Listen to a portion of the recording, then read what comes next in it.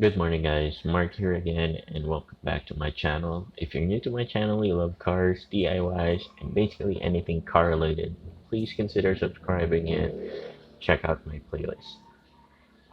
This would be just a quick video, guys. As you notice, I actually just woke up. I have been receiving a lot of messages from yesterday. Um, Asking what was the device that I used for the hose to basically rinse or clean the evaporator. So what I did was I just thought of it myself, um, and yeah, this is actually a homemade evaporator cleaner. All you need to have is 2 meters of um, uh, they call it flushing hose or flushing hose because that's harder. The leveling hose, that's the one I use, the white hose.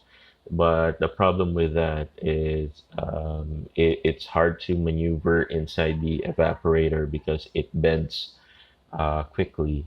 So I replaced that hose to a flushing hose, which is the green one.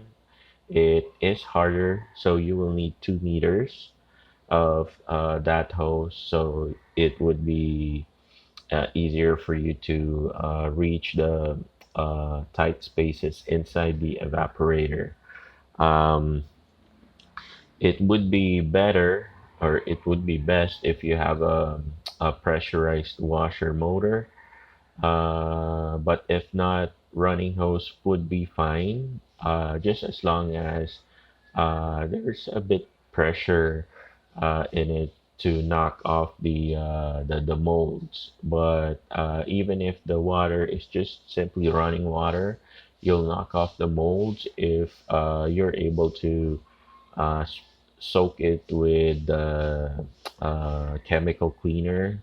What I use for my evaporator cleaning is simply dishwashing liquid. Okay, never use a chemical cleaner that is acid based.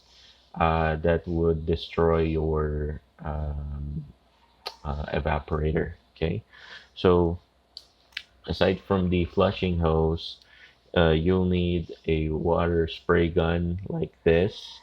So this is the contraption that I made. It doesn't mean that you'll need to use this kind of nozzle or spray. This is actually just an old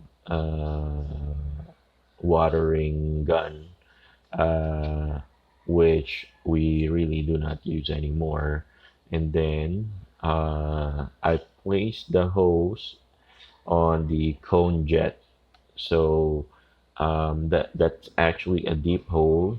What I did was I put a super glue on the hose right before I inserted it, and then I put a gasket maker to make it more flexible as um, the super glue is it hardens. It's not that flexible, so when you move the hose, it might break. Okay, so that's the purpose of the gasket maker, the silicone gasket maker. So even if I use it or I bend the hose like this, you see, it doesn't move that much. So it can take the flexibility. So this is the flushing hose. You see, it's harder. It's hard to bend. Um, it's easier for you to reach the uh, tight spaces inside the evaporator. Larger than this wouldn't fit the hole for the temperature sensor. I already measured it. The smallest flushing hose would be a perfect or would be the perfect size. So that's it. That's how you make a AC evaporator cleaner. For a Hyundai Eon, for some vehicles, it actually has built-in what do you call this? Built-in hole, like a huge patch, a window where you can just pop up and fire away. Uh, you can clean it. I think some Ford vehicle has those uh, window. That's actually genius. You don't need to what do you call this? You don't need to get that serviced on the AC shops, and you can clean it yourself, not unless the only time that your aircon needs to be serviced is when Freon is keeps on running low or running out. That means there is a leak somewhere on your aircon system. May it be the evaporator, the condenser, the expansion valves, or the basically the high and low pressure tubings on your AC system. So that's it. I hope you guys like this video. If you do, please give it a thumbs up. If you haven't subscribed yet, click that subscribe button. I would greatly appreciate it. Again, this is Mark. Thank you so much for joining me today. And you guys have a wonderful morning.